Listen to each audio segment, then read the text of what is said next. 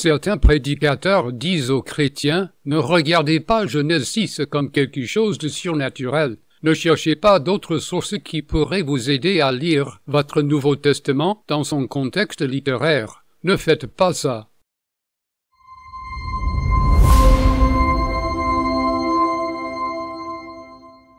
Cependant, si vous ne lisez pas d'autres sources, alors quand vous arriverez à 1 Pierre chapitre 3, vous n'aurez aucune idée de la façon de le comprendre.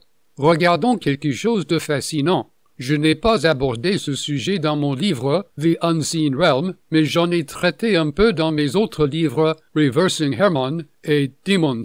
Dans Galates 3, 19, Paul écrit sur le but de Dieu, expliquant pourquoi nous avons même la loi. Il écrit: pourquoi donc la loi? Elle a été donnée ensuite à cause des transgressions, jusqu'à ce que vienne la descendance à qui la promesse avait été faite. Elle a été promulguée par des anges au moyen d'un médiateur. Certes, je discute dans The Unseen Realm du rôle intermédiaire des anges, mais non pas du but de la loi. Pourquoi donc la loi? Elle a été donnée ensuite à cause des transgressions, au pluriel. Peut-être pensez-vous à la chute décrite dans Genèse 3. Eh bien, tout d'abord, beaucoup de temps s'est écoulé entre la chute dans Genèse 3 et le don de la loi à la communauté israélite, qui est la progéniture d'Abraham, à qui la promesse avait été faite. Cela représente un long laps de temps. Mais plus important encore, il n'y avait pas de péché multiple qui explique pourquoi Adam et Ève sont chassés d'Éden. Car ils n'ont commis qu'un seul péché quand ils ont mangé de l'arbre de la connaissance du bien et du mal. Alors, pourquoi parle-t-il des transgressions? Permettez-moi de vous faire penser à la question de savoir quelles transgressions ont conduit à un besoin de la loi. Dans d'autres passages, Paul dit que la loi a été donnée pour nous enseigner que nous avions besoin d'un sauveur. Paul a également dit que la loi est un frein qui retient le mal, freinant la prolifération du mal. Selon certaines souches du judaïsme de l'ère du Second Temple, il y avait des Juifs qui pensaient à la loi de cette façon. Dieu a décidé de choisir une communauté élue comme son peuple afin de relancer Éden. Il appelle Abraham et finit par envoyer les Hébreux en Égypte où ils sont restés pendant 400 ans. Dans Genèse 15, Dieu a dit à Abraham que ses descendants seraient dans un pays étranger pendant 400 ans. Quand ils sortent d'Égypte, leur nation naît ou renaît et Dieu leur donne la loi. La loi explique qu'Israël doit servir de royaume de prêtres comme le conduit par lequel toutes les nations reviendraient à Dieu. De plus, à travers Israël, il allait y avoir un roi, le Messie, qui allait réparer tout ce gâchis. La loi était destinée à protéger la nation du mal, à contenir le mauvais comportement, parce que le mal a proliféré sur toute la terre à la suite des transgressions, au pluriel, commises par les veilleurs. C'est ainsi qu'un certain nombre d'écrivains juifs de l'ère du Second Temple ont compris la relation entre le péché des veilleurs et la loi.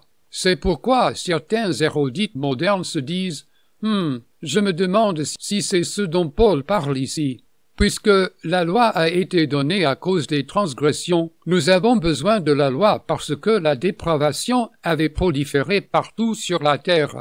Et puisque Dieu va appeler un peuple, et que ce peuple se trouverait en plein milieu de ceux des autres, il a besoin d'instruction. Ils ont besoin d'instruction sur la façon d'être loyaux envers le vrai Dieu et d'être une lumière pour leur monde.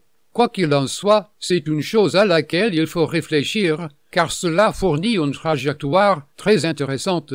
Plus tard dans ce cours, nous traiterons de 1 Pierre chapitre 3. Dans ce passage, Pierre parle du déluge, de Noé, des anges qui ont péché, et vous savez, des esprits enchaînés en prison, de la résurrection, du déluge, du bateau de Noé, tout ce genre de choses jetées dans une même trémie. Pour beaucoup de gens, cela semble totalement bizarre. Lors de notre session précédente, je vous ai parlé de la fois où j'ai visité une église où le pasteur prêchait une série de messages sur 1 Pierre. Mais quand il est venu à 1 Pierre 3, il a annoncé « Je vais juste sauter ce passage car il est trop étrange ». Si vous comprenez l'histoire du livre d'Enoch et comment Paul a utilisé Adam comme type en tant que préfiguration de Jésus, alors vous comprenez comment Pierre utilise l'histoire racontée dans le livre d'Enoch comme une préfiguration de ce que l'Évangile signifierait. Si vous comprenez cela, alors 1 Pierre 3 s'avère tout à fait génial, faisant du baptême une forme de guerre spirituelle. C'est un excellent chapitre, un excellent passage. Cependant, ces gens ne peuvent comprendre cela s'ils ont d'abord appris à ne rien voir de surnaturel se passer dans le chapitre 6 de la Genèse. Si vous voulez dire aux gens qu'il n'y a rien de surnaturel dans Genèse 6, alors vous devriez aussi leur dire « Nous ne devons jamais lire les livres que les auteurs du Nouveau Testament avaient l'habitude de lire, comme le livre d'Enoch. » Pourquoi ? Tout d'abord, comprenez que bien que le livre d'Enoch ne soit pas inspiré, un livre n'a pas besoin d'être inspiré pour être important. Les écrivains bibliques avaient l'habitude de lire de nombreux livres et ils citent de nombreuses sources. Alors, ne devrions-nous pas lire quelque chose que Pierre ou Jude ont lu, afin que nous puissions devenir des lecteurs plus intelligents de Pierre et de Jude? Les prédicateurs disent aux chrétiens, ne regardez pas Genèse 6 comme quelque chose de surnaturel. Ne cherchez pas d'autres sources qui pourraient vous aider à lire votre Nouveau Testament dans son contexte littéraire. Ne faites pas ça. Ainsi, s'ils ne le font pas, alors quand ils arriveront à 1 Pierre chapitre 3, ils n'auront aucune idée de ce qu'il faut en faire. Je ne plaisante pas.